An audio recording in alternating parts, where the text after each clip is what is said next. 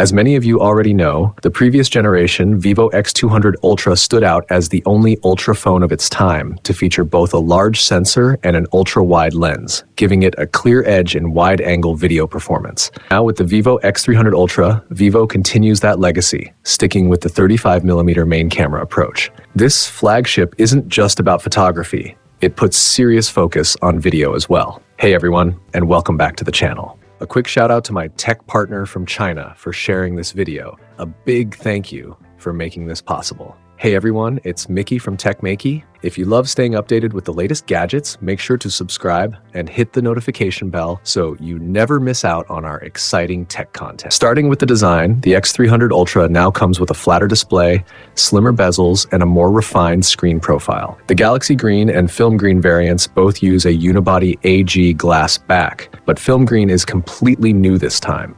It blends green and silver seamlessly, giving it a clean, single-piece glass look, while the frame itself carries a subtle light green tone. The phone measures 8.2mm thick, weighs 237 grams, and with its 6.82-inch display and 76.8mm width, it still feels like a big, solid device in hand. The signature pancake camera module is still here, and honestly, the thickness feels just right when holding it. Sometimes, when I'm watching videos in landscape, I even end up gripping the camera bump itself. One noticeable change this year is the removal of the shutter button. This is something people have mixed feelings about. On one side, the shutter button on the X200 Ultra was arguably the best implementation among Ultra phones. But on the flip side, a lot of users found themselves accidentally pressing it and ended up disabling it anyway. Personally, I rarely used it and prefer tapping the screen. Between a dedicated camera button and a mute switch, I'd pick the mute button any day. I use it all the time on the X300 Pro. Before diving into the cameras, I want to ask those of you who've used the X200 Ultra, what do you think needed the most improvement for daily use? From my own experience and conversations with other users and media friends, the answer was pretty consistent: speaker quality. As Vivo has pushed harder into camera performance, speaker performance has kind of stayed the same for a while. This time, the X300 Ultra introduces a completely new 1697 top speaker. The internal cavity is much larger than before, which brings a noticeable boost in low-frequency sound. It's even patented and paired with a new tuning algorithm. Even though it might look like just a new speaker on paper, the difference in audio compared to the X200 Ultra is quite obvious in real use. The vibration motor is also upgraded, now using the same 751440 motor as the X300 Pro, delivering stronger and more precise haptic feedback compared to the older 9595 motor. Charging stays mostly familiar with 40-watt wireless charging, while wired charging gets a slight bump to 100 watts. Battery capacity has also increased from 6,000 mAh to 6,600 mAh. During my time with the phone, I used it as my primary device with a single SIM, running at 2K resolution and with always-on display enabled. I don't really game on it since it's clearly a camera-focused flagship. My daily use mostly involves shooting photos, recording videos, and browsing apps. With that kind of usage, I'm getting around 7 hours of screen-on time. If I shoot less or spend more time on Wi-Fi indoors, it can easily go at least an hour longer. I've only updated the system once so far, so take the battery performance as a general reference. Now let's move on to the camera system, because this is where the X300 Ultra really takes a big leap, not just in features, but also in overall color science. Honestly, without spending a couple of months exploring it in depth, I wouldn't even claim to have fully mastered what this camera can do. So I'll focus on the changes that stand out the most. The first big difference is the camera interface. On previous models, swiping up would take you into street photography mode. Now, that same gesture opens a secondary function menu, making it much faster and easier to access key controls. There's also a brand new Pro Video mode, and the interface feels much more immersive overall. If you shoot video often, this mode is going to be a huge plus. You can lock settings and preview the locked effect in real time, which makes shooting much more convenient. Both photos and videos now support full customization through a color palette, along with more advanced image adjustments. You can fine-tune elements like halos, soft lighting, vignetting, and grain. Basically, if 100 people use the X300 Ultra, you'll likely get 100 completely different visual styles. What's even better is that These color styles can be applied across all focal lengths for video, and you still get high-quality 4K recording even with stylized looks enabled, unlike the Pro version of the X300, which drops to 1080p when applying styles. One of the most exciting additions for me is the introduction of two cinematic modes, film style and film look. Film style locks you into a 2.41 aspect ratio at 24 FPS, delivering a true cinematic format. Personally, I'm a bit particular about image quality, so I prefer using the full sensor as much as possible. That's why I lean toward the 16:9 film look mode. What impressed me most is that I didn't tweak any settings or do any post-processing, just shot casually, and the results already had a cinematic vibe. The exposure, the colors, everything felt balanced and film-like. It's perfect for capturing visually polished shots without needing to spend extra time on color grading. The Vivo X300 Ultra introduces a brand new 5-megapixel multispectral lens, and right now it's actually the highest resolution multispectral sensor you can find on a smartphone. Alongside that, Vivo has also refreshed its color science with a new native color profile. Compared to the familiar vivid and texture styles that longtime Vivo users know, this new mode is all about true-to-life color reproduction. It avoids that overly processed, AI-heavy look and feels much more natural overall. When you compare it directly to the default vivid mode, the colors in native mode are noticeably more realistic. The image also appears softer and smoother because sharpening is kept to an absolute minimum, almost non-existent. If you look closely, like in shots of Mao Juju, you'll notice just how little sharpening is applied. That said, the native color style isn't as flexible as the vivid mode. Most of the time, we just want to snap a quick photo that looks good enough to share instantly, without editing. In situations like food photography, for example, the vivid style definitely works better.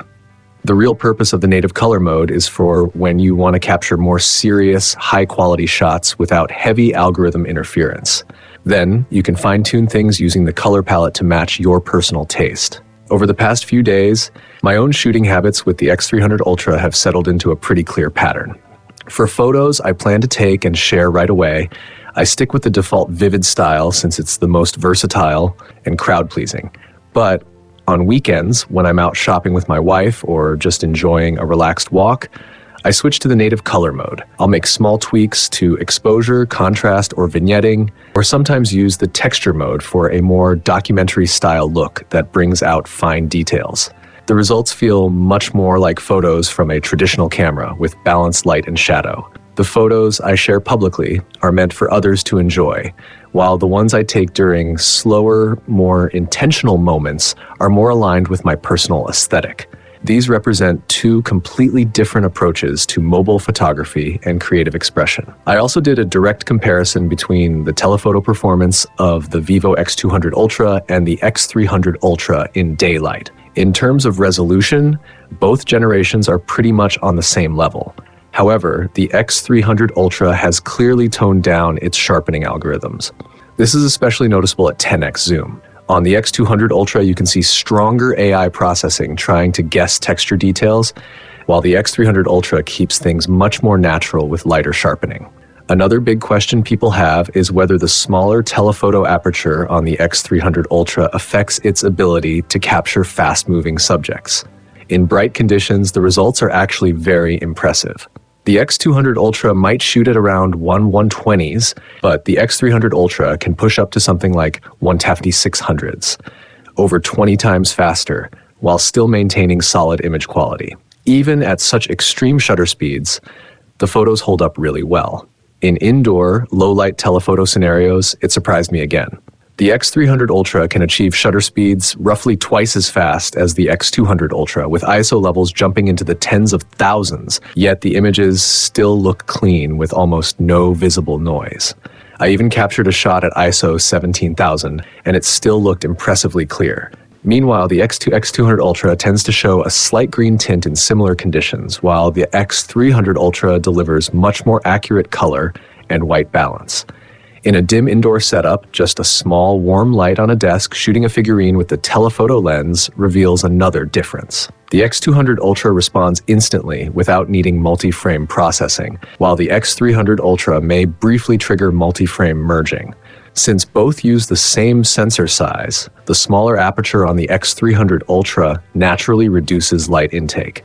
To compensate, Vivo has focused on improving stabilization and computational processing. The goal here is clearly to enhance the telephoto video experience, especially when paired with an external lens extender. The trade-off is losing the larger f2.27 aperture from the previous generation.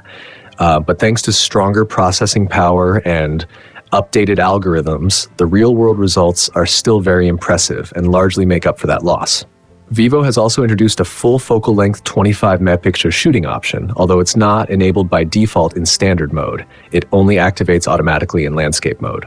It's a bit disappointing that HEV photo format still isn't supported. Even though compatibility isn't perfect yet, HEV's smaller file size and storage efficiency are very appealing. Hopefully, Vivo will enable HEV support soon and make the full 25 megapixel mode available by default, so users can get sharper images without worrying about storage. Overall, this generation of the X300 Ultra brings a lot of meaningful changes, especially in camera functionality.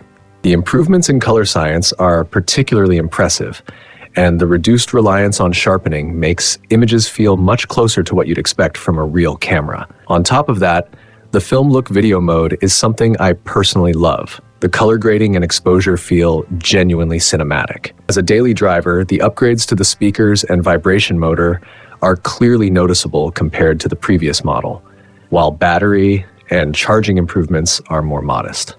What really stands out is how much more refined and professional Vivo's entire camera system has become. From the customizable color palette to the new multispectral sensor and native color mode, everything feels more mature and flexible.